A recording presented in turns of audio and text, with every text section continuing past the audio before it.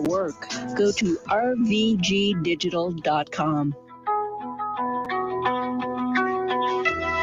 The Brady Farkas Show is produced and funded by WDEV and the Radio Vermont Group. We welcome listener feedback.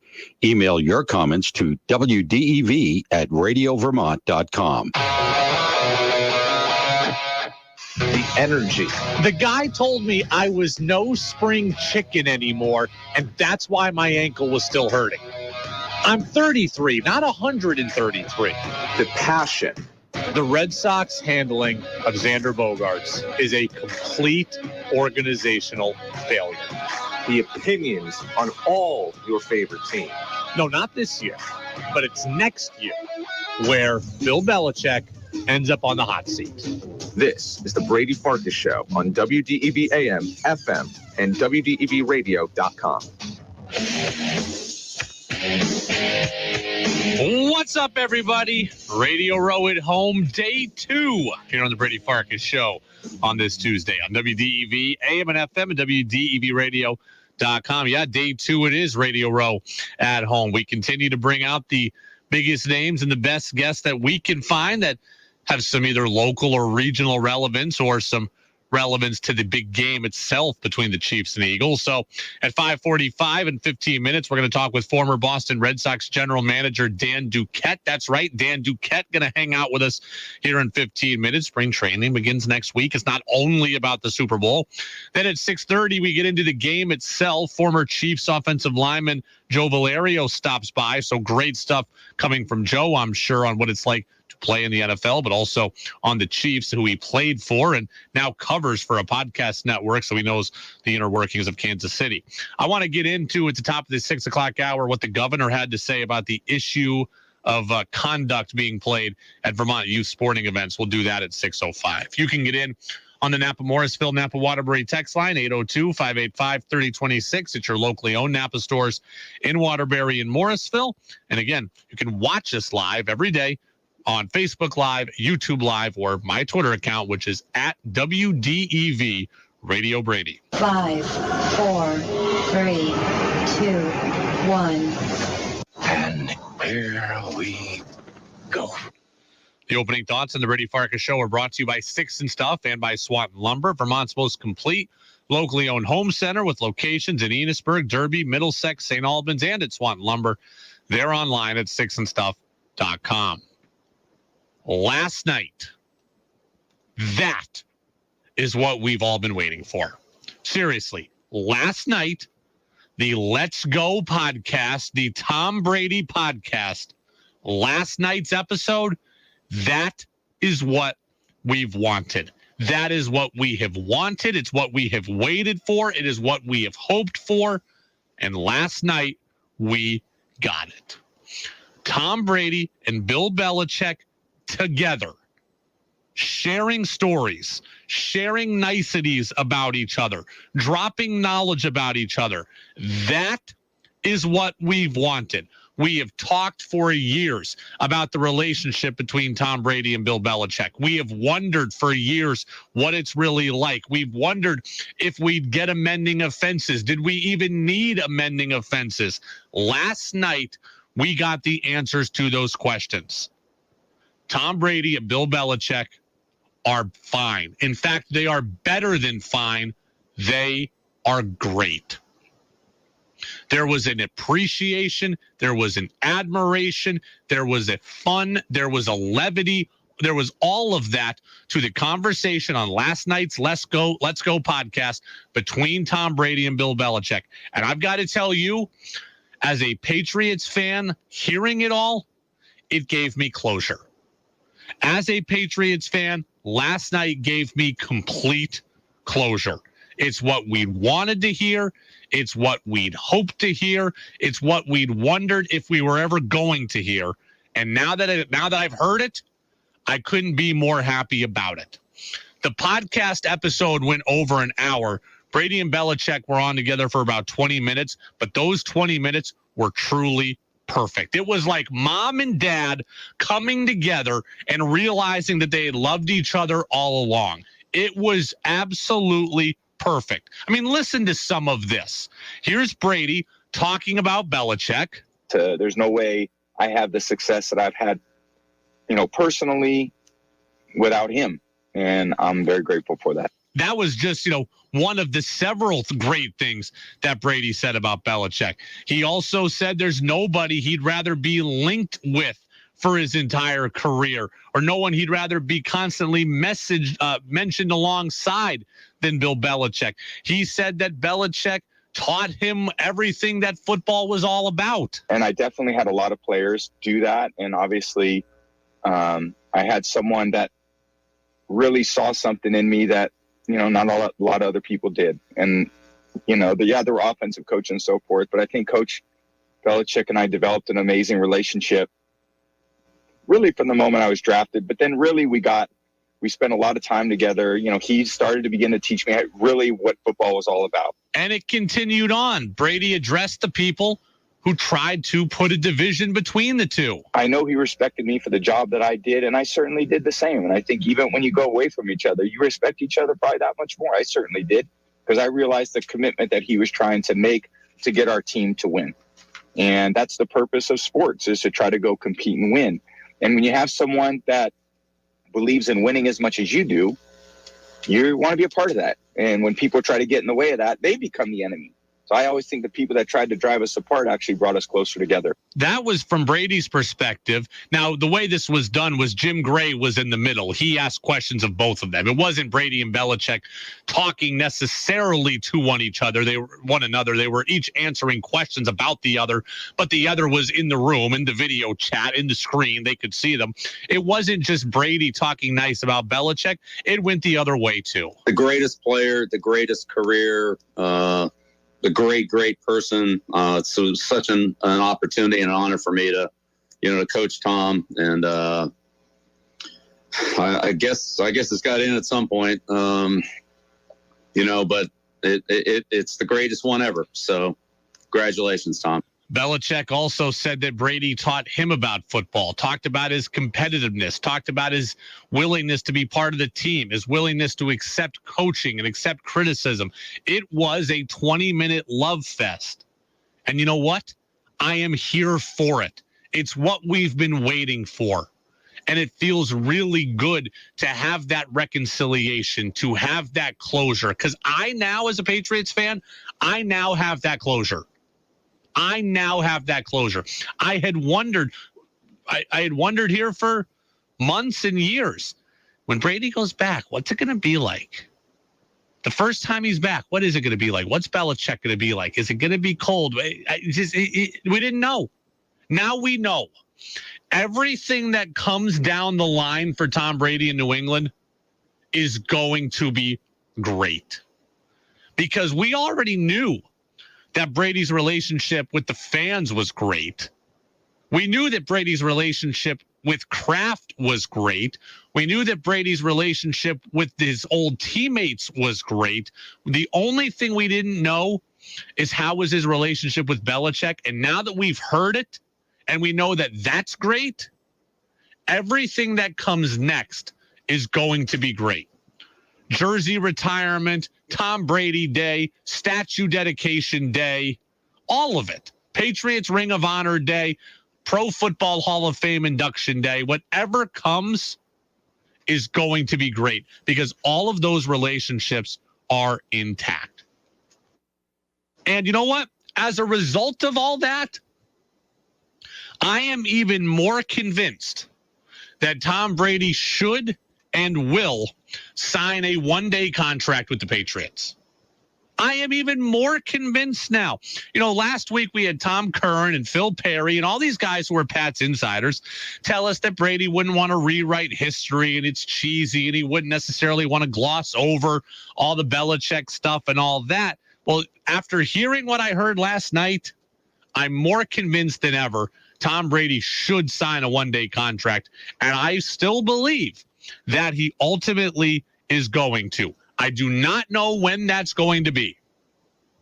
Okay, I do not know when that's going to be.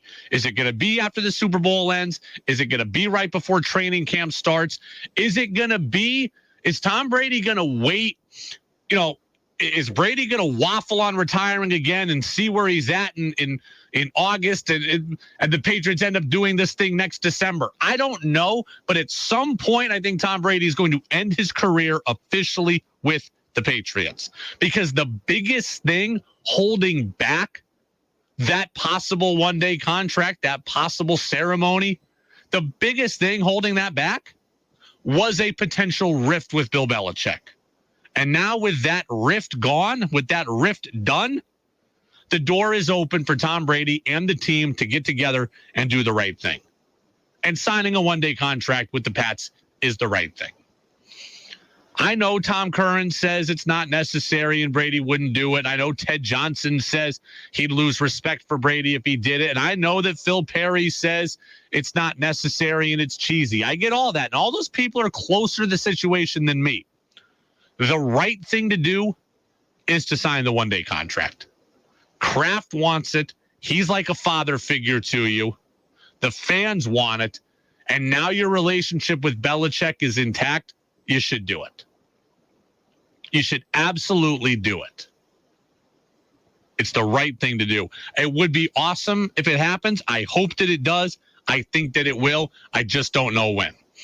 I could see it not happening for a year. Maybe last week I thought it was going to happen instantaneously. This week I don't necessarily think that. It is going to happen, I believe. But Tom Brady, look, the door is open for Tom Brady to play in 2023. I think he's done, but the door is open. He's already said he's not going to start his broadcasting career until 2024. So he doesn't have that hanging over his head. He wouldn't be quitting on the Fox team. We'll see what happens. He hasn't officially said there's a 0% chance. So I get it. He could come back at a retirement again in 2023. So maybe this doesn't happen right away. But when it finally is for good, then I think it's going to happen where he signs the one-day contract with the Patriots. But even more than that, it was just refreshing to hear Tom Brady and Bill Belichick talk nicely about each other. Talk about football, talk about their memories, talk about their shared passions. They shared some stories from Tom Brady and Bill Belichick together on the golf course that I'd never heard. It's good to get some clarity on this relationship. For two people that I don't know, that I've never spoken to either one of them, we talked a lot about their relationship. I feel invested. It's nice to know that it's okay. It is nice to know that it's okay and that it's healthy. And now we are just on to a post-retirement life of good ceremonies and good visits, and it's good to know that everybody likes each other. It's the Brady Farkas Show here on WDEV, AM and FM, and WDEVradio.com. There's plenty more to this story. There are more angles to it. Not everybody is taking it as happily as I am. We'll talk about some of those people coming up in the 6 o'clock hour. Again, we have more on this Tom Brady podcast appearance with Bill Belichick. But I want to move now over to Major League Baseball. Again, this is Radio Row at Home. With Radio Row at Home, we try to bring you the biggest names and the best guests that you will care about. Some of them are football related. Some of them are not. This next guest is baseball related. And you know what? Spring training is 8 days away. February 15th is the first pitchers and catchers workout for the Boston Red Sox. I've told you how pumped I am. A guy who knows all about the Boston Red Sox is calling in now. Dan Duquette is with us here on the Brady Farkas Show. Dan Duquette is the former general manager of your Boston Red Sox, of our Boston Red Sox. He also was the general manager of the Montreal Expos and the Baltimore Orioles. He's a multi-time Major League Baseball Executive of the Year, and he's here with us now. And oh, by the way, he also does work at Sirius XM on the MLB Network radio channel. So, Dan Duquette, thank you for being with us here on this Tuesday. How are you? I'm good. How are you? Excellent. And I know it's Super Bowl week, but it's also 1 week away from pitchers and catchers reporting for the Red Sox. So I am starting to get that baseball feeling. I assume it's the same for you. Well, it's always good this time of year to think about the warm weather, if you're up north. And everybody keeps an eye on that. I think the truck left for spring training. So the players aren't too far behind. Let's talk a little bit about the Red Sox right now. Your 3,000-foot view of where this team is at right now in a really deeply competitive American League.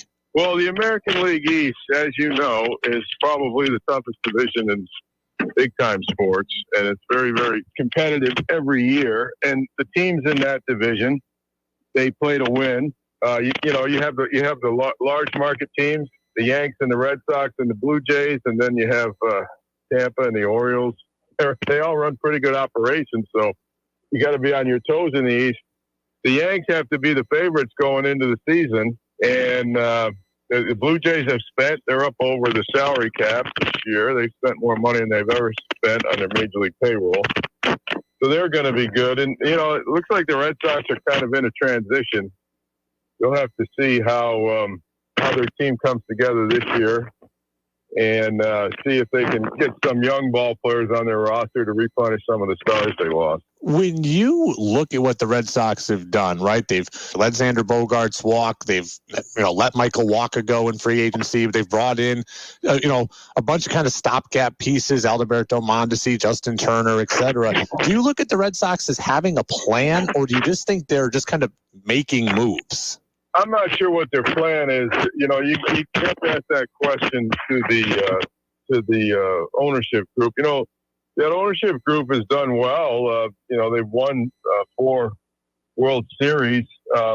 Since 2018, I don't know that their direction has been as clear as it's been some of their other campaigns. So I think that remains to be seen which direction they're going to be going. Whether it was your time with the Expos or with the Red Sox, one thing you were known for was drafting, signing, developing. You had a really good eye for talent. And the jury is kind of out right now on Chaim Bloom's eye for talent, because some of the returns he's gotten in deals have ended up becoming DFA guys that haven't panned out, or guys that, ERAs of 7, et cetera. What is the key to identifying talent, but also being able to develop it? Well, that's identifying talent. I was fortunate. I had a great teacher in Harry Dalton, and he taught me how they did it with the Orioles when they had their great run, when they won 4 pennants and a couple of World Series in the late 60s and 70s. And he gave me a system that I could rely on very effectively in all the stops that I went.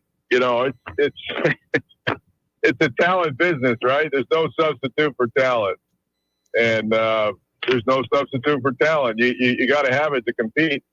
The Sox over the years have had some very, very good teams and some star players. And now it looks like they're in the position where they have to build to get back to that point again. Dan Duquette, former Major League Baseball GM, multi-time Executive of the Year, 8-year GM with the Red Sox, also was a GM with the Orioles and the Montreal Expos as well. You traded in your career for Pedro Martinez twice. You traded for him to get him to Montreal and then to get him to Boston. A guy who has drawn some Pedro-like comparisons is young Red Sox pitcher Brian Bayo, who we saw last year.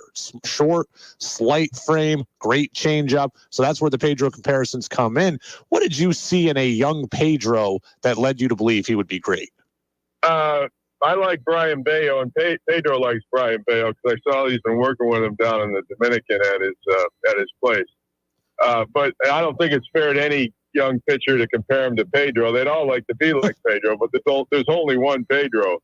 I happened to see Pedro in rookie ball when I was I think I was the farm director of the Expos, and we were playing the Dodgers down in West Palm Beach, and I saw this wispy kid with the hair down to his collar, and I saw him throw inside to our hitters, and then when they leaned over the plate, he threw a little up and in chin music, and I said, "Oh my God, who's this guy?" And then he broke his curve over the outside part of the plate, then he threw a changeup. So I always remembered him, and I was fortunate to get an opportunity to work with him a couple of times. And like I said, there's nobody like Pedro, but I know a lot of people like Brian Bayo. I hope he has a great career.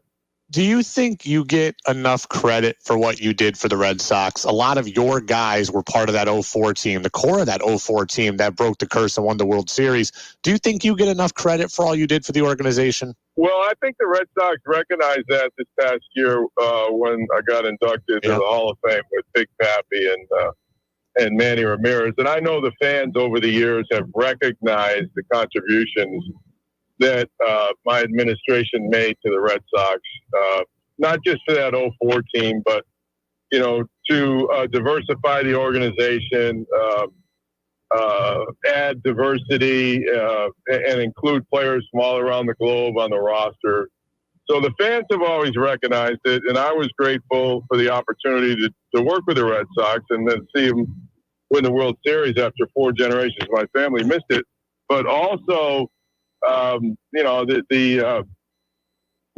to be there and see them win in 04 and have the foundation of players to win again in 07. Certainly all the scouts and the people that worked in my administration contributed to that. All those years in baseball, what's the go-to story you tell people at the cocktail parties? What's the story that rises out above the rest? I have some great Manny Ramirez stories. Some of them are for prime time. Some of them are not. But Manny's the most unique player that I've ever been around, and I like to tell the story of his single-mindedness of purpose, of him not keeping track of the balls and not keeping track of the strikes. And so when I asked him for more clarity on that, he said, I don't keep track of the balls, I don't keep track of the strikes until I have 2. And then I didn't know how to respond to that. And I put my head down and I was getting ready to walk away. And he said, hey, Duke, he said, I go up there looking for a pitch I can hit. And if I don't get it, I know I'll get it eventually. And then he said, isn't that what you're paying me to do? And I said, that's right, buddy. Just carry on. You just carry on. Do you think the rule adjustments this year are going to have a big impact on getting offense back into the game? Like, what do you think of the shift alterations? Well, I mean, the NFL have made some of those alterations on some of their coverages that they outlawed to get a little bit more offense into their game. So the shifts, it remains to be seen how that's going to go. Undoubtedly, it has hurt the offense. Frankly, I've been disappointed that some of the hitters haven't taken a more practical approach to making contact, especially with 2 strikes, so that they don't turn into a strikeout artist. And going against the shift, I mean, statistically, all you got to do is lay down a bunt 1 out of 4 times and be successful for it to work in your favor. But none of that was really done or encouraged. So that the hitters didn't make a lot of the adjustments that I thought they should have been encouraged to make a little bit more aggressively. The pitching is just unbelievable. Okay, as hard as these guys throw, with the technology they have that allows them to spin the ball more effectively, consistently, and efficiently, makes it just so hard to hit. So I'm all in favor of helping out the hitters, but I think some of it has to be with an improved approach by a lot of them. I think the number could be 7 Red Sox that could be leaving camp to go to the World Baseball Classic. As an executive, how would you feel about your players going to play in the WBC? Well, the WBC, that's the response of baseball to the World Cup. And it's baseball is a global game, right? We did a lot of work with the Red Sox when I was there to globalize the game. And we recruited players from all over the world to be the most diverse organization in the big leagues. So I'm all in favor of that. I worked hard with the team in Israel. That was one of our goals, to get to the WBC, and thankfully they got there. But having 7 guys, that might be a little bit more than that I would be comfortable doing. But certainly, you got to support baseball's growth on a worldwide basis. A lot of the star players are coming from countries from around the globe other than the U.S. and Canada. Well, I'll get you out of here on this. We talked about Pedro, so maybe the answer is him, but I'm curious, who is the best amateur player you ever saw? Whether you scouted him directly or whether you had a scout tell you about him when you were in an executive capacity, who is the young guy that just made your jaw drop? I saw Chipper Jones when he was a shortstop in Jacksonville as a high school kid. He He went number 1 in the draft, and he had everything, right? He's a switch hitter. He had middle of the diamond skills. He could run, he could throw, he could hit from both sides of the plate. He had power. So he's probably the most complete amateur player that I saw. Barry Bonds was pretty impressive at Arizona State. I mean, that guy could do everything. And out of the guys that I signed and drafted, Gary Sheffield was quite a hitter. And then, I signed a couple of batting champs, Nomar and Vlad Guerrero. I mean, those guys ended up being, over 315 lifetime hitters. So I've been fortunate to see some good ones, but probably the most complete was Chipper Jones. Well, certainly an eye for talent with you for sure. Dan Duquette, a Red Sox Hall of Famer, former Red Sox general manager, and spending some time with us here today on the Brady Farkas Show. Dan, we appreciate your contributions to the Red Sox and to baseball. Now you can listen to Dan's work over at Sirius XM on the MLB Network Radio. So, Dan, much appreciated, and we'll catch up down the road. All right. Thanks a lot. Good to talk some baseball with you. Always good to talk baseball. Dan Duquette, 8 years, the GM of the Red Sox, also the GM of the Expos, Orioles as well, and a multi-time executive of the year. That's amazing stuff from Dan Duquette. Like, you look at the players that he just mentioned that he scouted or drafted and signed. I mean, Pedro, Manny, Nomar, Vlad Guerrero, Johnny Damon's in there, Kevin Youkilis he brought to Boston. Just an amazing talent evaluator, the ability to close a deal as well. Like, it's like he had the best of both worlds, right? Right? The thing that Chaim Bloom is trying to do, Dan Duquette was able to do. The thing that Dave Dombrowski did, Dan Duquette was able to do, right? Bring in Pedro, bring in Manny. I mean, that was great stuff. Like, his work with the Red Sox predates me covering the team. It predates me being a Sox fan.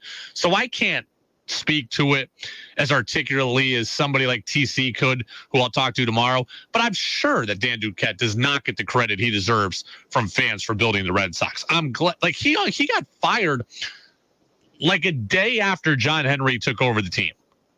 And I'm sure it's very evident now that Dan Duquette got the shaft. I mean, it's his guys who won the 2004 World Series. I'm glad the team recognized this and put him in the Hall of Fame last summer. So that's good recognition. But I could talk to Dan Duquette or people like Dan Duquette all day long. The scouting stories, the story on Manny Ramirez, hey, that's what you pay me to do. Scouting Chipper Jones, I loved all of it.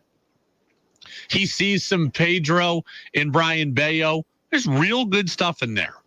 Trading for Pedro twice. So again, it's not baseball season just yet, but it's almost baseball season. The minute we get through the Super Bowl, I'm on to baseball season. I know I got UVM to talk about, men and women. I know I got hockey and basketball. I know. But the minute Sunday ends for football, my mind goes to baseball season. I could talk to Dan Duquette and people like him every single day. We will have a little more Red Sox stuff, by the way, today. Not much, a little bit, though. Kike Hernandez said something very interesting. I'll play that for you at about 6:20. Texter says, on the Patriots, glad the Pats made peace. The one-day contract is cheesy. Maybe they'll do something more classy. Tom deserves it. Tom Brady does deserve it. And Tom Brady's going to get things that are classy. The question is when.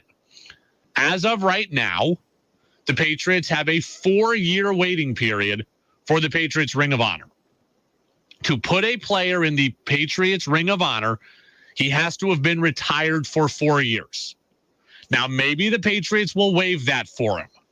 But if they don't, I need something instantaneous, right? I need some instant gratification. I need an instant reason to bring him back to Foxborough.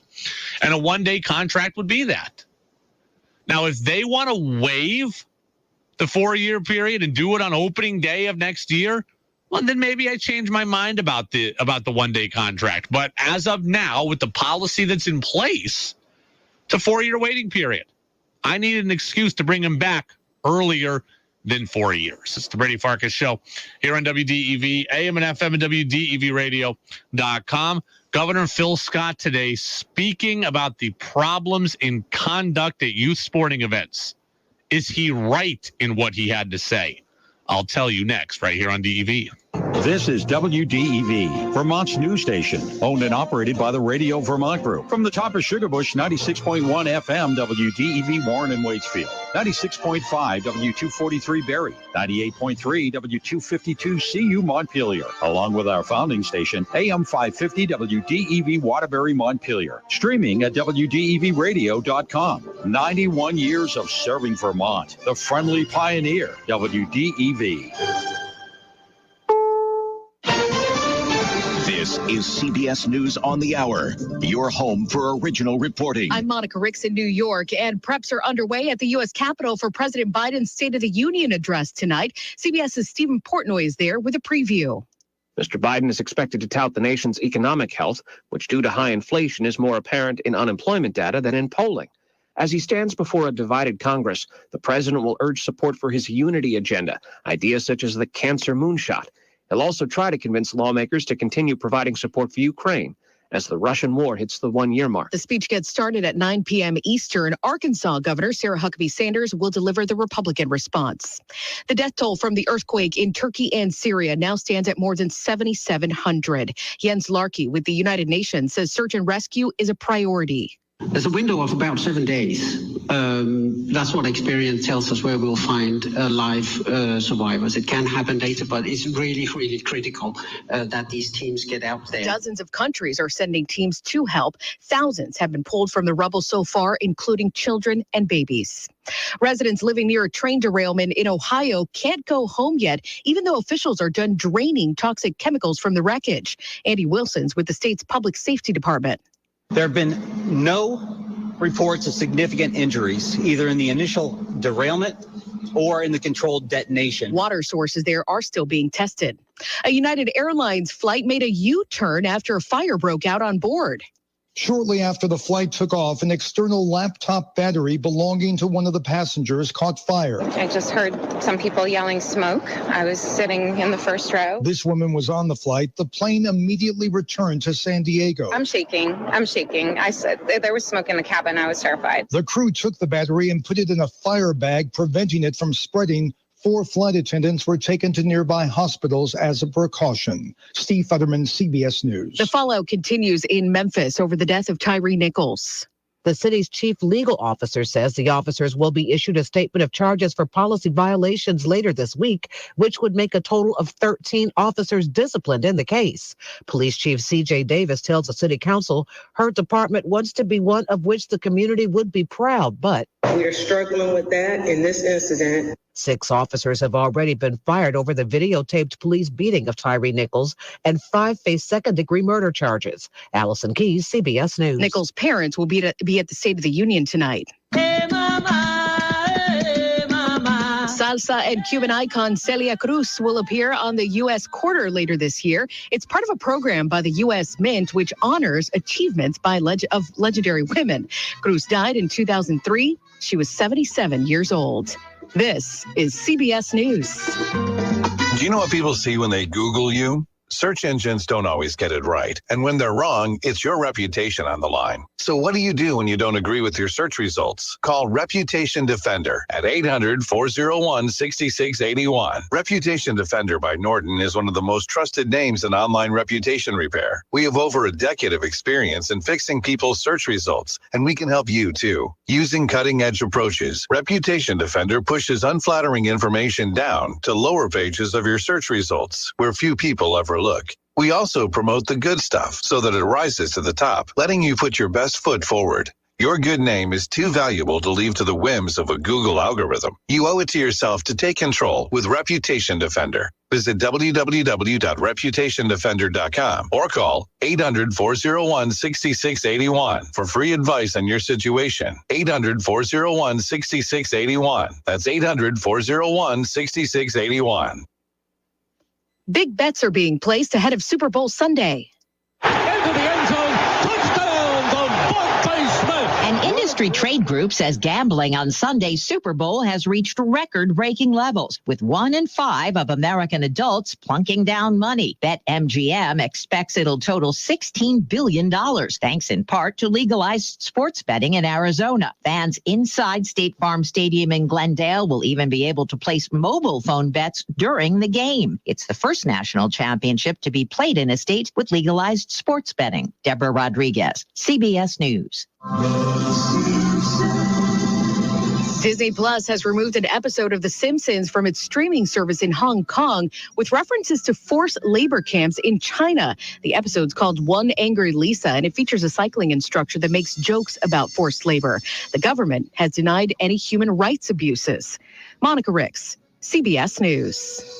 Think you know sports better than Brady does? Text in with your thoughts at 802-585-3026. Now it's back to the Brady Farkas Show on WDEV AM, FM, and WDEVradio.com.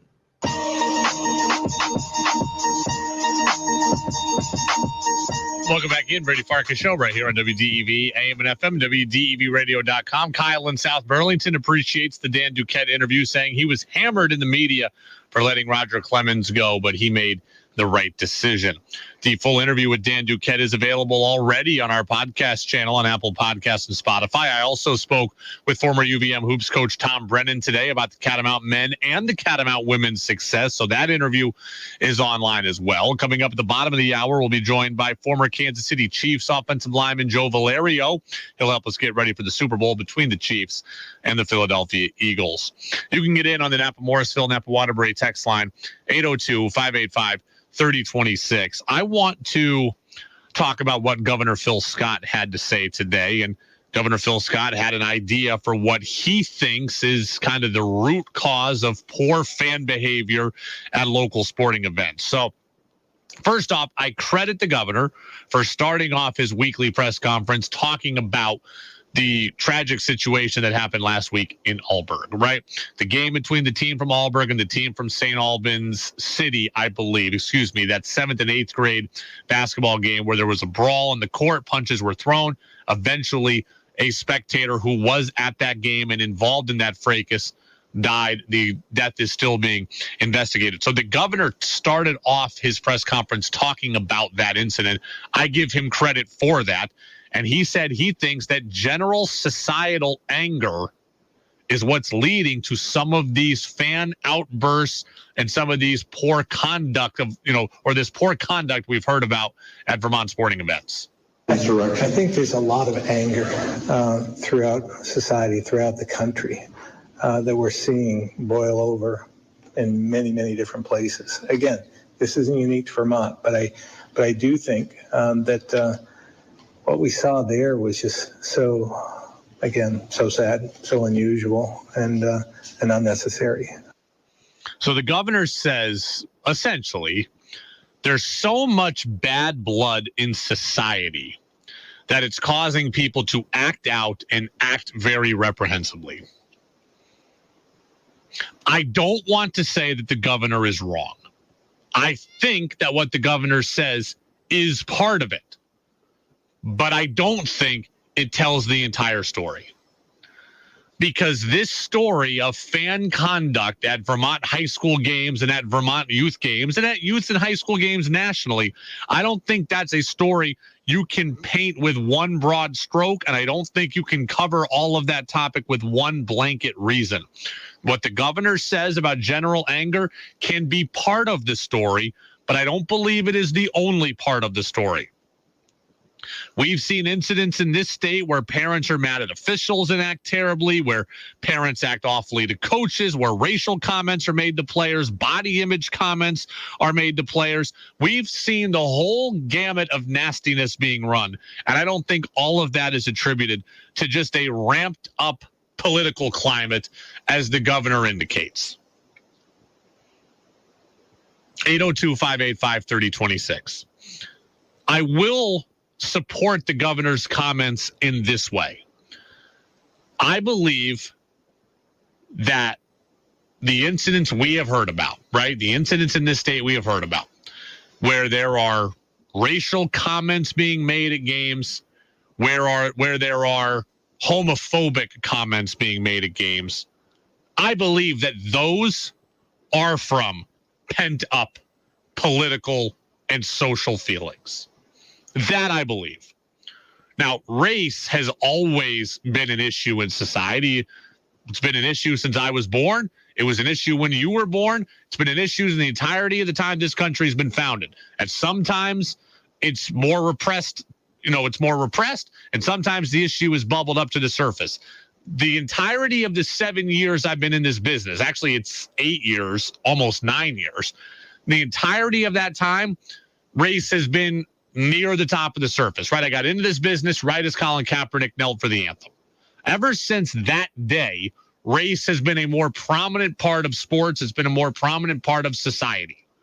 Then you fast forward, 2020, George Floyd. Obviously, it exploded and got even worse, and it has not gone worse is the wrong word. It's gotten more prevalent, right? The conversation around race has gotten more prevalent, and it has not gone away. In the history, it's gotten up, and then it's been pushed back down. It's not being pushed down anymore. So I do think you have people on edge now, right? Race is part of the conversation. Race is on television. It's being discussed. Political leaders are talking about it. People are disagreeing on all sides. People are angry about race. They've always been angry about race, but now it's at the surface.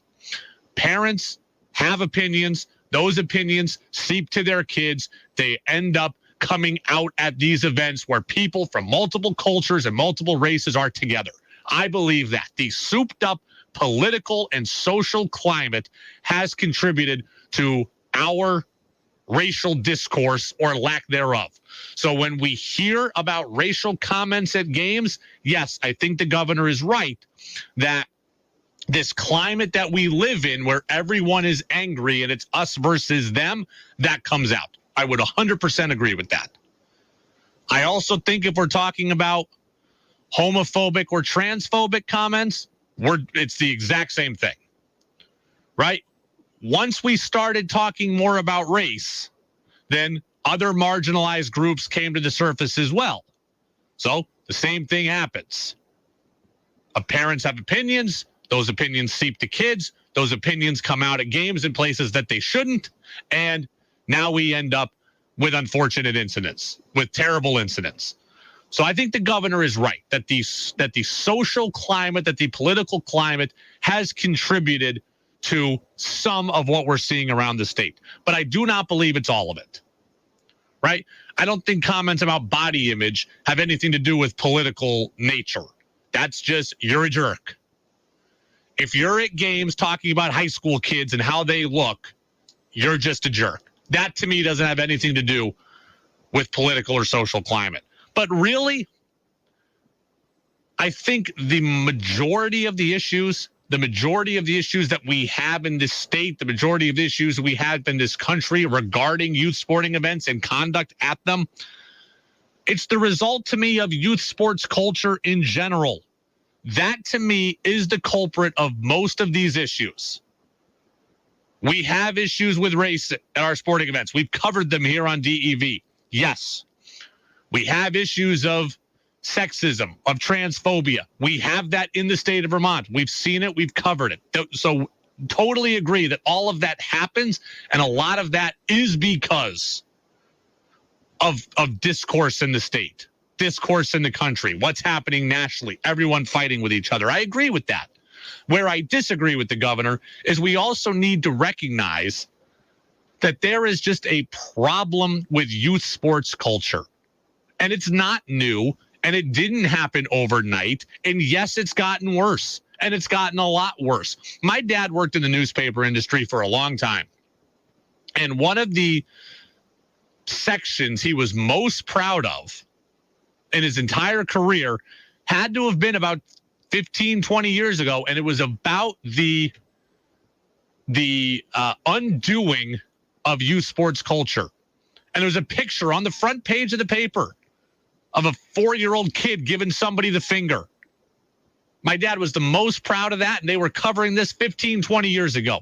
It's gotten worse. Youth sports has a real problem in it. The culture around youth sports has a problem in it. And that's what the governor today didn't mention. Political, social climate, it matters. It is part of it. Some of the incidents we see are attributable to that. But what is a real issue, what is a real issue is youth sports in general. And I am not defending people who act like clowns at games. But I will say this. Parents, and I think parents are the majority of these problems, right? Parents yelling at other kids, parents yelling at their own kid, parents yelling at coaches, parents yelling at officials. I think parents are the biggest culprit here. Parents are more invested in youth sports than they've ever been before. And I think that leads to a lot of problems. Not every problem we've seen in the state, but I think it leads to a lot of them. Parents are more invested than they've ever been before in youth sports. Look, when my dad was growing up and played sports, it was like ride your bike to the game, get there yourself, and then come home. Your parents weren't even a part of it. I'm sure in the 60s, you were lucky if your parents were even at the game, right? Well, now it's very much not that way. It costs a lot of money now to play youth sports, a lot of money. And it costs a lot of money in most youth sports, right? You have to have the top equipment. And now you have to join the travel team. And the travel team has to obviously travel. And now you're spending money on gas, and you're spending money on hotels, and you're burning your entire Saturday and your entire Sunday, and you're burning your entire vacation to go see your kid play. And it's costing you thousands of dollars to do that. There was 1 year in baseball, I played 110 games between April and October. 110. There was a stretch where we were outpacing the majors in games played. I can only imagine what that costs. We went to Maryland that summer. We went to Missouri that summer. I feel like I also went somewhere else that fall potentially. And I can only imagine the thousands of dollars it cost my parents to have me play baseball just that one summer. And then we did it every year for 8 years. And it costs a bunch of money to play hockey.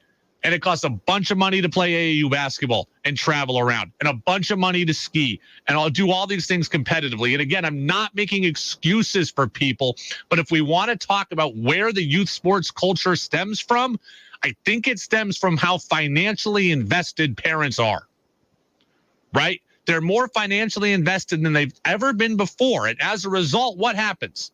They're always on edge. Right? Parents have thousands of dollars invested into your season, into your athletic career. So when they think you're getting screwed by the ref, they comment on it because I'm not getting my money's worth. When they think you're getting screwed by the coach, they comment on it because, hey, I'm paying for all this. And if I'm going to pay $2,000 for little Johnny to be here, then little Johnny better play. And if little Billy's playing over little Johnny, then now I got a little problem with Billy's father. I think that a lot of the youth sports problems comes from the money it takes to even play them. And that's really unfortunate. That is really unfortunate. We talk in every aspect of society about getting to the root of a problem, about a systemic issue. Well, I think youth sports, one of their systemic issues is how much it costs to play. Because I got a feeling that if it costs me $100, if it costs my parents $100 to put up for me to play an entire season of baseball, they might be a little less on edge than if it costs them $1,000 or $1,500 or $2,000. And if every game was a game within 5 minutes of home versus 5 hours of home, it'd probably be different as well. This is one thing that is such a double-edged sword for me. Playing travel baseball was one of the coolest things that I did, right? I still remember, okay, when we went to Missouri. And I remember the things we did outside of the field. I remember the bad weather at the game. I remember that we played poker. World Series of Poker was on and we played. I remember all that. I remember when we went to the beach in New Jersey when I was 10. It gave me some of my best memories. Playing travel baseball did. But things like travel baseball are also, I think, contributing to the problems in youth sports. Right? It costs too much to play. Some kids get weeded out because they can't afford it. Some kids get weeded out because their parents choose not to pay that much on sports. It's just, and then it causes the parents to be so invested that they're so always on edge. And they take some of the fun out of it for the kids. I think the whole thing is a problem. So back to the point, the governor is right. Everybody in society is angry. Everybody in society is wound up tight. Everybody is. And if you're not wound up tight, you tend to now be looked at as the problem, right? Like, I've had people tell me, like, Brady, why are you not more angry about this? You know, this affects you too. I just choose not to be angry about everything, and I get looked at like I'm the problem. So the governor is right. Our general anger contributes to some of the things we see around the state. And I would say again, racial, LGBTQ, if you've got prejudices there that are present at your game, I think that's coming from the political climate. But it's not all of it. A lot of the issues at these games, I think, center around parents, and they center around the youth sports culture. And the youth sports culture, a lot of it's rooted in money. Because parents are so invested that if they don't think they're getting their money's worth, they're complaining to somebody. Whether it's somebody else in the stands, a coach, or an official. Because if they're not getting their money's worth, somebody's doing them wrong. And then you have the other group of people who want to make all that money back. And how can they make that money back? Well, then their kid can get a scholarship. So now they're refinancially invested because, look, if I'm going to pay all this money for little Johnny to play coming up, I better get rewarded on the backside where little Johnny gets the scholarship to Tennessee or UVM or Boston College or Duke or wherever. And then those parents present a whole new group of problems. They present a whole new group of problems. It's the Brady Farkas Show on WDEV, AM and FM, and WDEVradio.com. Text says, Brady, thanks for addressing this issue. It needs to be discussed. I'll be honest with you, I was hoping for some more comments on this. Right? I got one comment there. I was hoping for more. Because that is an important topic. And when the governor leads his press conference about it, I think that shows you the severity of it. Somebody died in this state as a result of fan behavior, or in part because of fan behavior. That's not right. You have a game tonight, girls basketball between CBU and Burlington, that is going to be played at Patrick Gym, in which a statement is being read because Burlington, because there may or there have been perceived racist comments against their team. That's not right. You have the whole situation at Randolph, which is just, it's become a national news story and a rallying cry for people on all sides of the aisle. And that's not right. This is the conduct at youth sports and at high school sports is out of control. And what's crazy too, and what's also sad, is that I talk about how money impacts everything, right? Well, it doesn't cost anything for these kids to play on high school teams, right? It might cost $1,000 for me to play on my summer travel baseball team. It cost me $0 to represent my high school. But because these parents are so used to trying to control everything in the summer, it stems into the high school as well, right? They're used to yelling at the umpires. They're used to yelling at the officials. They're used to yelling at the coaches. They're used to pulling the coach aside after practice and talking about it. Because they're used to it in the summer and because they think the coaches in the summer work for them, they bring the same attitude to the high school. And that's sad too. It's just very disappointing. It's very disappointing. And it's been that way for a while. Look, I'll tell you a story. I've mentioned this, right? I coached youth baseball. I coached college baseball for a couple of years, but I coached youth baseball also. I coached 14 and under baseball my very first year. I was like 19 and I coached 14-year-olds. And then the next 2 or 3 years, I coached a very good 16 and under team, right? I coached 3 years, 16 and under. 1 year, 2 years, I coached 16 and under. 1 year, we were okay, and I had the B team. And the next year, I had the A team. We were really, really good. Like guys that went Division I, and we had one kid that got drafted. Like our team was very, very good. And I had a very good group of parents. I did. But we went to the state tournament.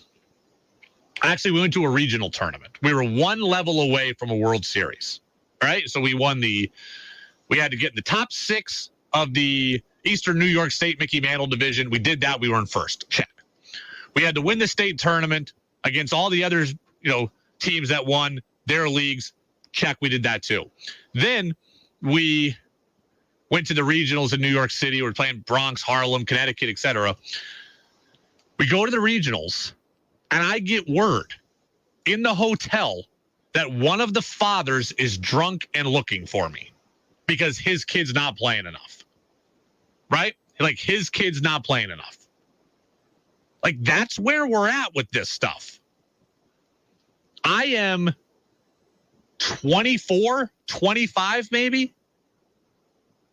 I've got a very good team, a really good group of parents. We're at the regionals. Everyone's having a great time. The kids are having a blast. And a drunk parent is now looking for me in the hotel to do I don't know what to me.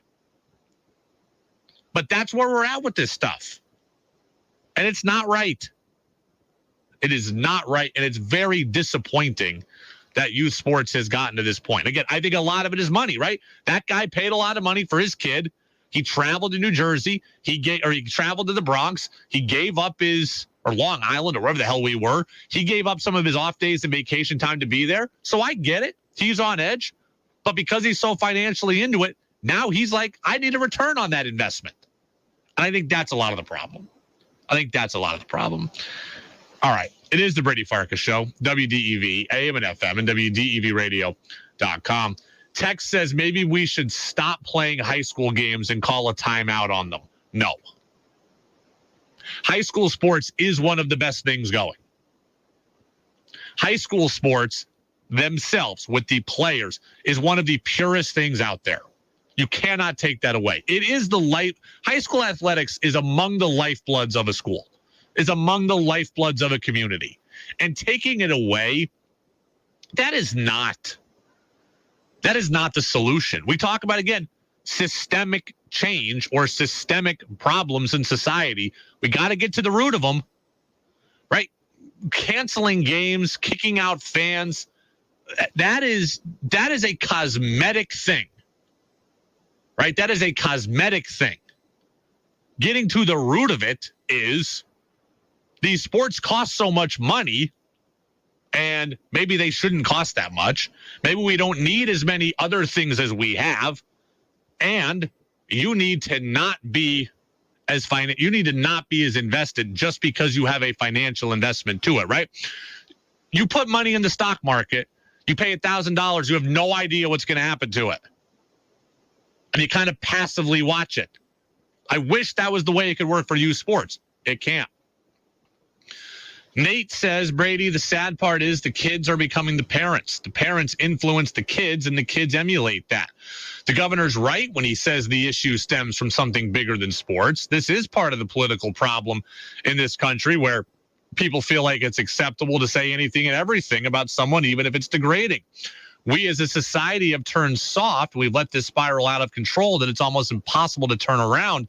The answer moving forward is not going to be easy to figure out.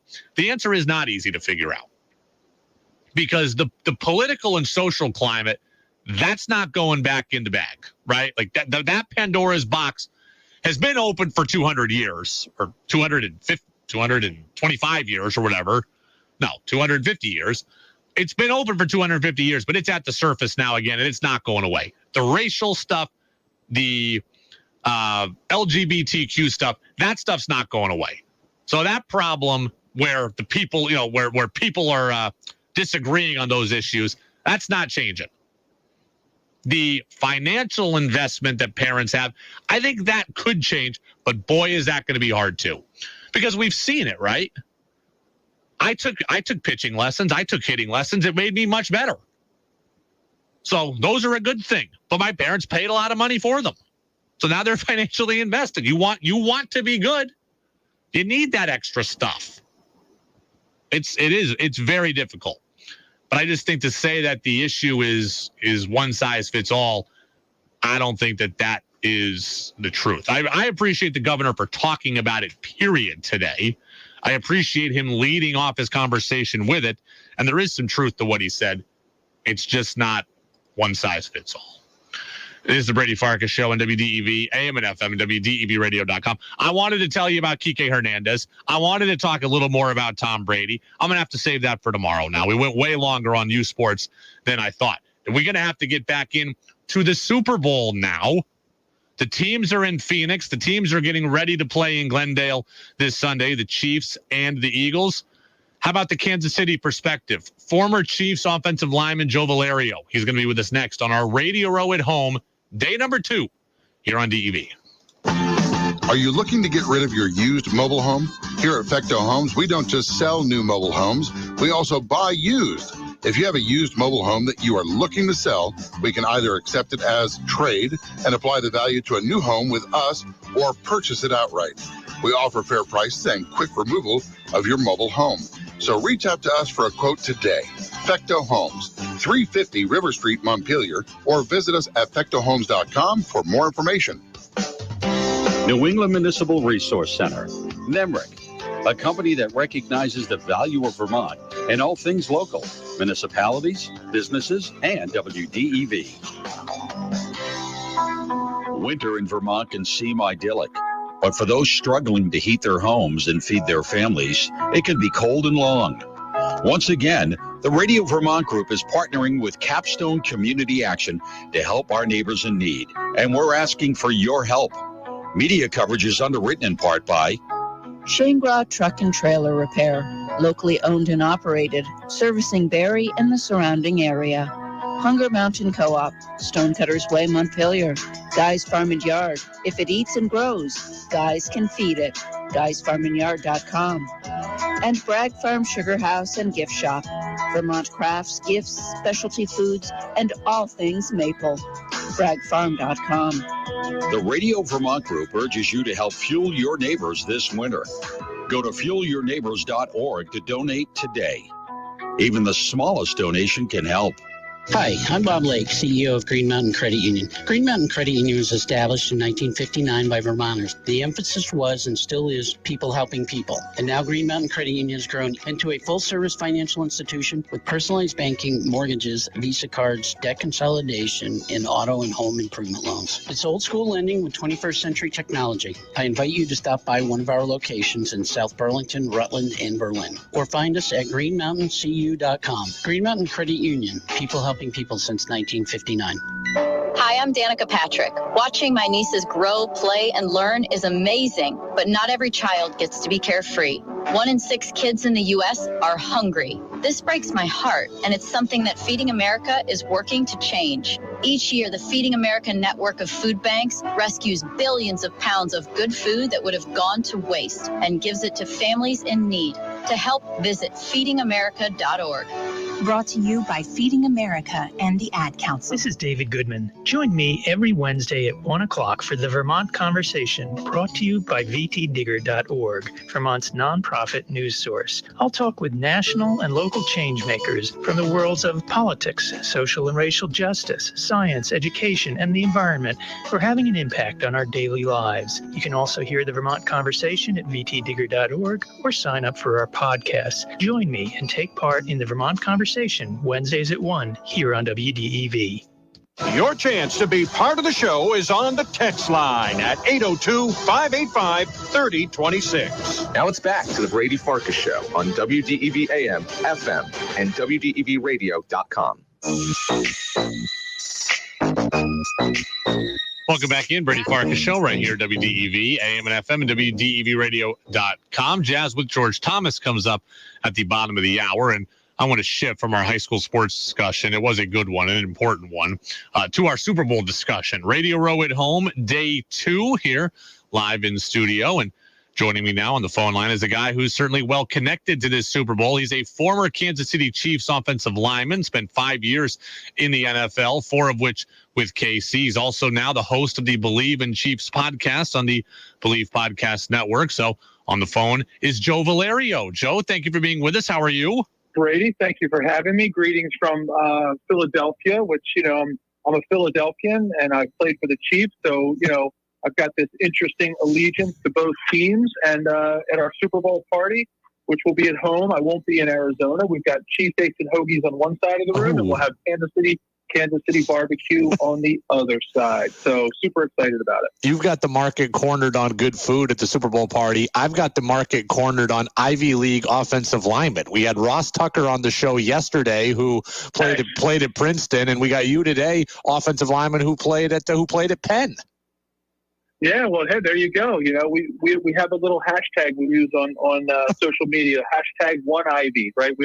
Once we all get out of there, we all try to support each other, even though they're very tenacious rivalries while you're playing. Once you're out, you kind of we have a little bit of a friendly fraternity, so to speak, for our football brethren who played at the other school. So happy to see Ross is fantastic. What a great football guy, and really you're lucky to have him on. He's fantastic. What's harder for you, blocking the likes of Reggie White or raising triplet daughters? Yeah, that's a good. Well, I would say I definitely had an easier time with Reggie White because I knew what I was getting. I knew I was going to get the big hump move that he used to use with his right arm, or I was going to get a nice rip move, to my hip or whatever.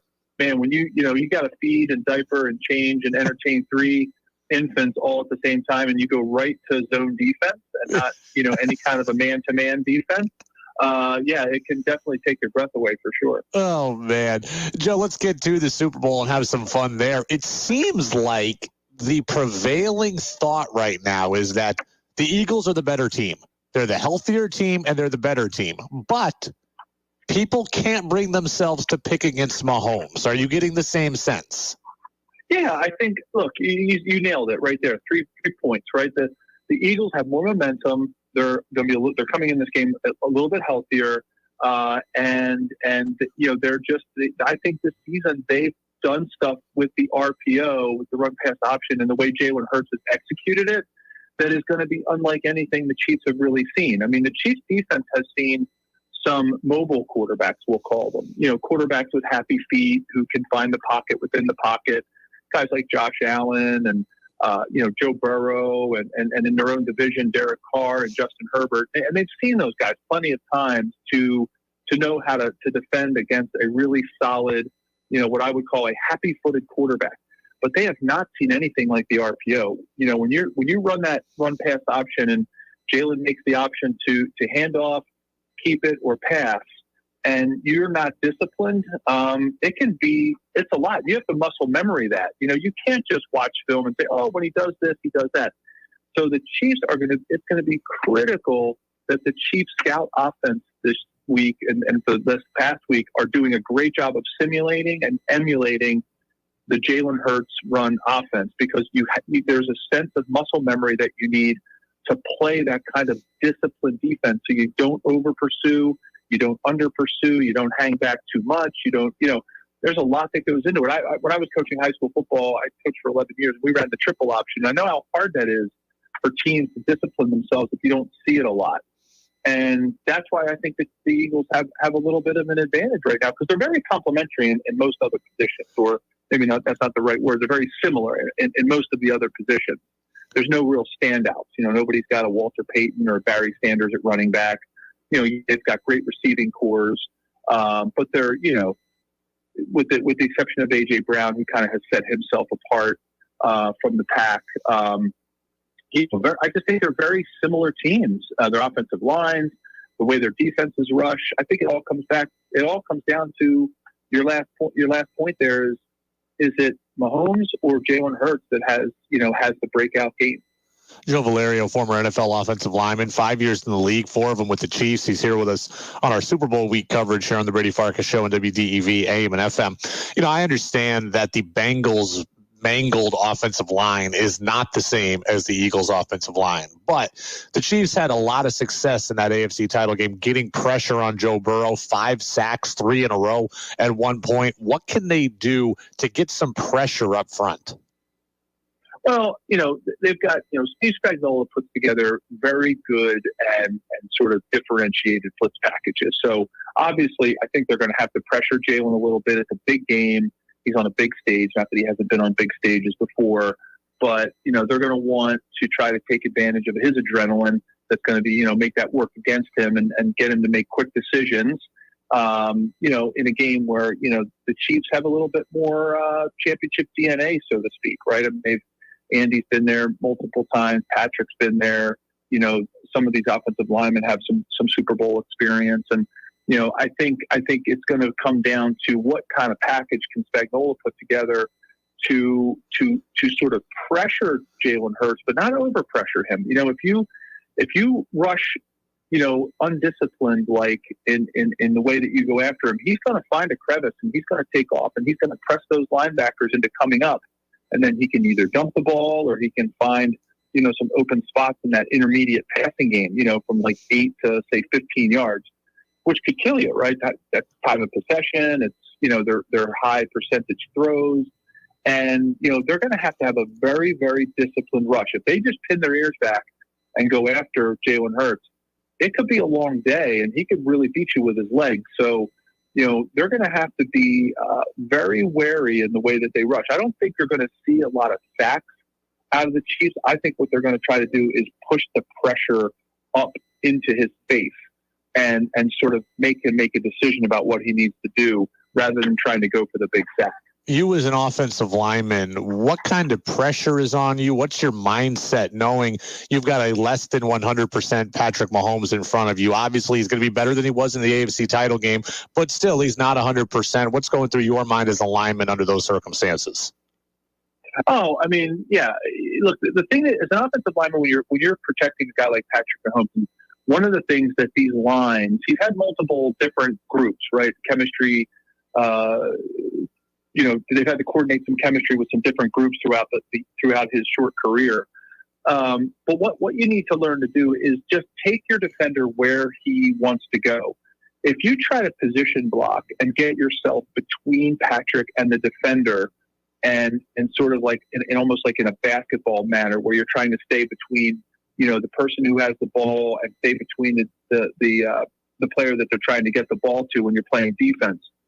If the Eagles linemen try to do that too much, they don't create the right pocket for him. So let's say, for example, the right defensive end, for the Eagles slant in hard. Well, Orlando Brown just needs to take him and watch him where he wants to go, and Patrick will step to his left, and he'll find that open spot. That's how you protect Patrick Mahomes. You don't try to build this perfect, here's a geometry term, right? You don't try to build this perfect parabola or half of an oval around him, right? You have to just take your defender where he wants to go and let Patrick make the decision. And that's the way a lot of these happy-footed quarterbacks play today. The Josh Allens, the Joe Burrows, and, what the Chiefs were able to do with Burrow is they were able to collapse the pocket.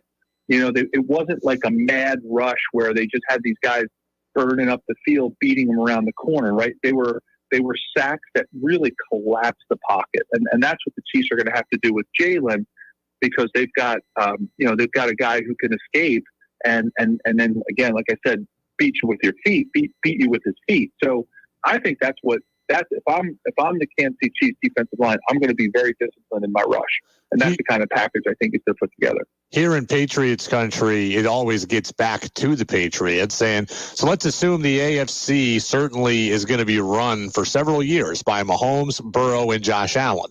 Is there room for a fourth team in that party? Can the Patriots eventually crash that party, and then before the next decade is over?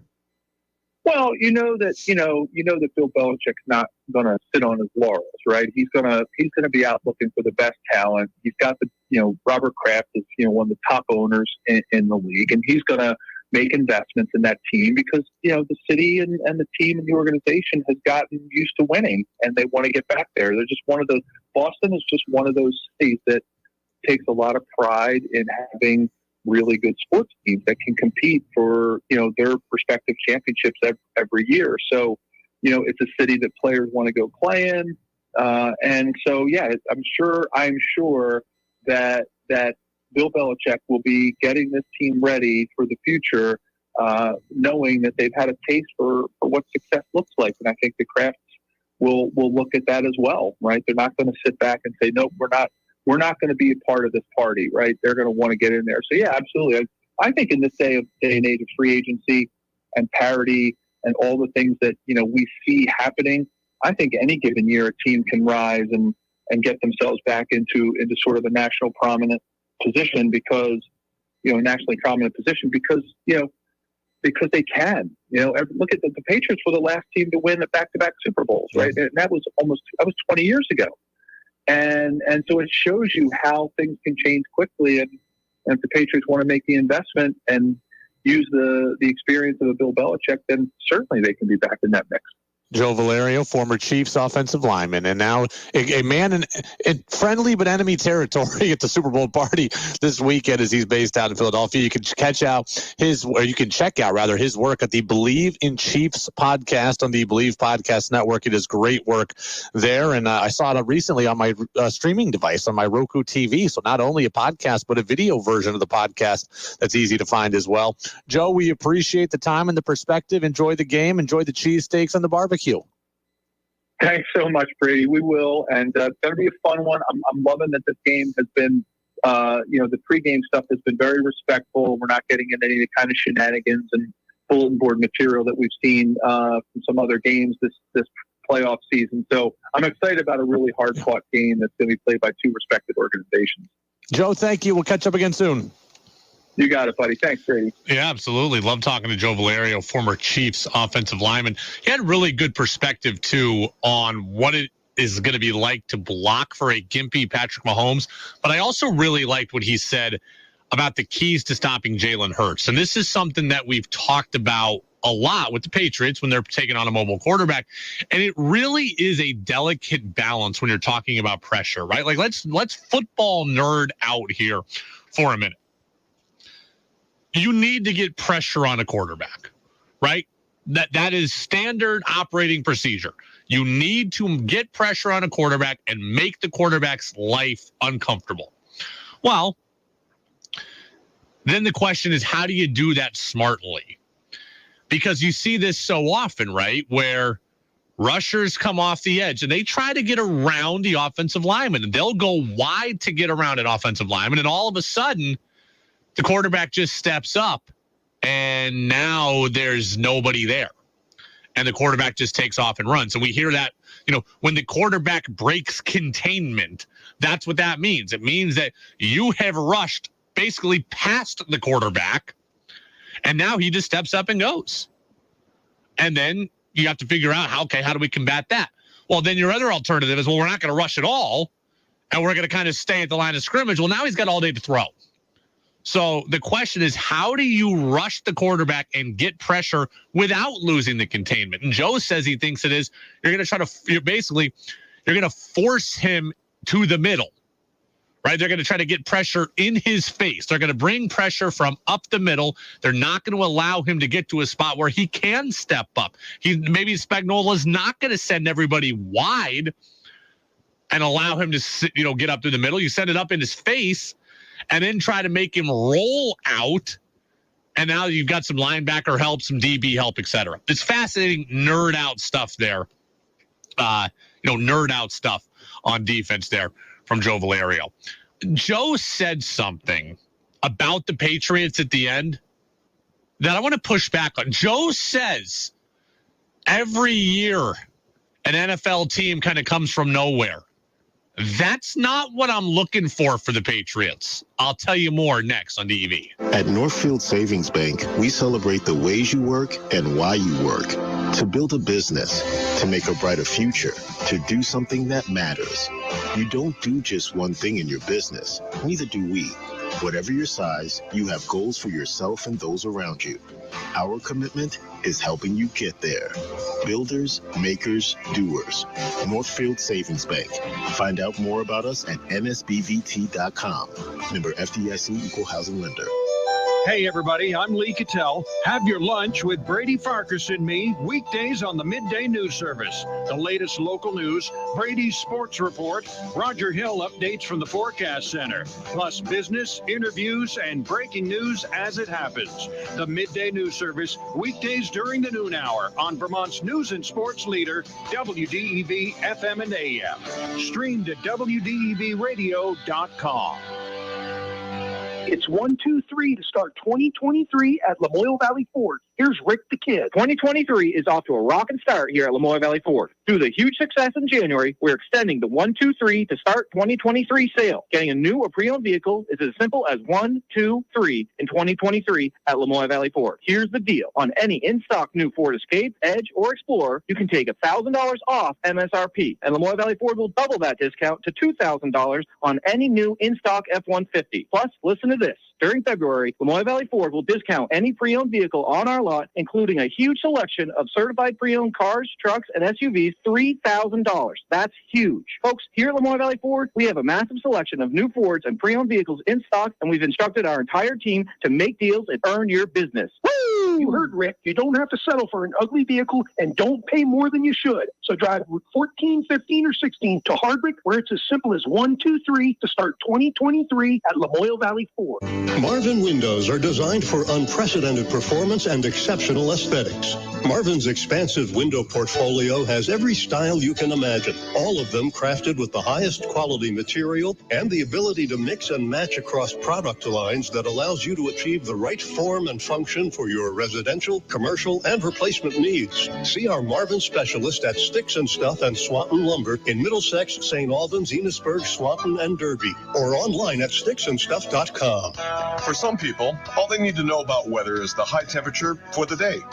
But if you're one of those people who really wants to understand the hows and whys of weather, especially here in the Green Mountain State, then Roger Hill's Weather Classroom podcast is for you. Some of the topics I'll explore are the types of precipitation, global temperature averages, and tropical cyclones.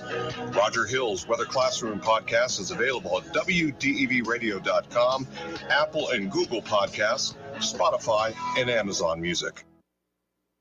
Make your opinion heard by texting onto the Brady Farkas Show at 802-585-3026. Now it's back to the Brady Farkas Show on WDEV AM, FM, and WDEVradio.com.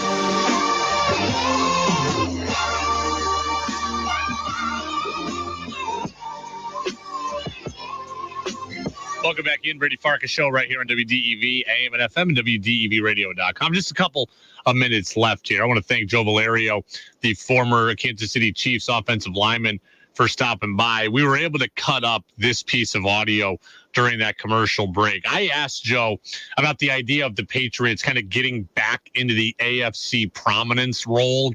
Look, we think the Bengals are here to stay, the Chiefs are here to stay, and the Bills are here to stay. I said, can the Pats crash the party? Here's what Joe said. Bill Belichick will be getting this team ready for the future, knowing that they've had a taste for what success looks like. And I think the Crafts will look at that as well, right? They're not going to sit back and say, no, we're not going to be a part of this party, right? They're going to want to get in there. So, yeah, absolutely.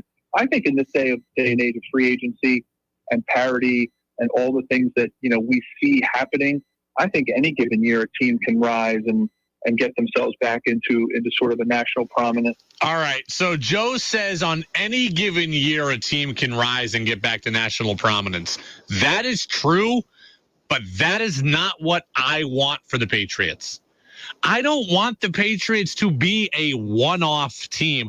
I want the Patriots to be a sustained contender. And that is the problem. They are not. And they right now are not particularly close. The Patriots absolutely can make the playoffs next year. They're a few moves away from being a playoff team next year. You know who else is Seattle made the playoffs this year. And Detroit almost made the playoffs this year. And Green Bay almost made the playoffs this year. And Miami made the playoffs. There's a bunch of teams that are very average that made the playoffs. I want to be sustained greatness. And that's what Kansas City is. And that's what Cincinnati is going to be. And that's what Buffalo has been and what Buffalo, I think, will still be with Josh Allen. I don't want the Patriots to be the one-off. Like the Minnesota Vikings this year, who went 13-4 or whatever, that's a one-off. That's not what I want. Right? I want to be the 49ers, who could be a machine and just churn it out. I want to be the Chiefs, who could be a machine and can turn it out. The Patriots aren't there. And we talked about it with Ross Tucker yesterday. They're not far from playoff contention. They are far from Super Bowl contention, and they're really far from sustained greatness. I'm not looking for 1 year where the Patriots pull a special run out of their backside. I'm looking for every year that you're a part of this thing. I want to be in the conversation every single year. The Niners are in it every year. The Cardinals were a one-off last year. Okay, the Bills are going to be in it every year. Miami this year was on their way to being a one-off. Green Bay is usually in it every year. Minnesota was a one-off. I don't want that. I want sustained greatness. It is the Brady Farkas Show on WDEV, AM and FM, and WDEVradio.com. I leave you with this for the day. I want you to listen to the Brady Farkas Show every night. And we have a great show planned again for you tomorrow. Another great day of guests here on our fake Radio Row week, our Radio Row at home. I want you to listen every day. But tomorrow at 6 o'clock, I want you to go to Patrick Gym. And I want you to watch the UVM women's basketball team. Because this team deserves your support. And I don't want to be a hypocrite. I'll be on the air. I cannot go. I wish I could. The UVM women's basketball team is at home tomorrow night at 6 o'clock taking on Maine. UVM right now is tied for Maine in second place in the America East Conference standings. They're a half game behind UAlbany in first. UVM has already beaten UAlbany this year. They've already beaten Maine once. They need your help. This team deserves it. This team has earned it. They have won 8 consecutive games inside America East play. I want to see UVM men and women get to the NCAA tournament in the same year. It's never happened in the time that I've been here. I want to see it happen. When I worked at UAlbany, I think it happened 3 years in a row where the men and women got to the tournament the same year. It's great for your campus community. It's a cool feat. People will remember it forever. I want to see it. This team is taking on Maine tomorrow at home, 6 o'clock. You should go to it. We talk about packing the gut for women's hockey. You did that. Pack Patrick for women's basketball as well. They have earned it. On any given night, they could have any of their 5 starters go for double figures. They've got a local product in Catherine Gilwey on the team who's having an excellent season. They've got good leadership, good upperclassmen leadership, a good head coach who's easy to root for in Elisa Kresge. They have earned your support. They've earned your attention. Men's team is on the road tomorrow at Maine. We'll talk about that, obviously, on Thursday. The women, we'll be talking about them, too. They've earned it. They deserve it. And I hope you go support them. Brady Farkas Show is out. Jazz with George Thomas is in. That's coming up next here on Vermont's news station, WDEV, AM and FM, and WDEVradio.com. And reminder, State of the Union tonight from President Biden coming up at 9 o'clock. Eye on the World with John Batchelor will follow after that. CBS News will kick us off, though, and again, then we kick it over to the music. Jazz with George Thomas here on DEV. It's easy to think all money managers are pretty much the same, but at Fisher &